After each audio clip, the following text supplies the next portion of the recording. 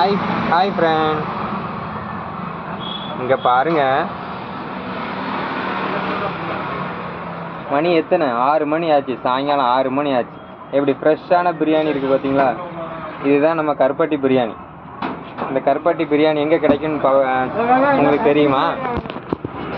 இந்த கருப்பட்டி பிரியாணி வந்து கிட்டத்தட்ட ஒரு 30 வருஷத்துக்கு மேலே வச்சுருக்காங்க. அவங்க அப்பா தம்பி எல்லாம் வச்சுருக்காங்க. இதான் நம்ம ஃப்ரெண்டு. ஹாய் சொல்லுங்க.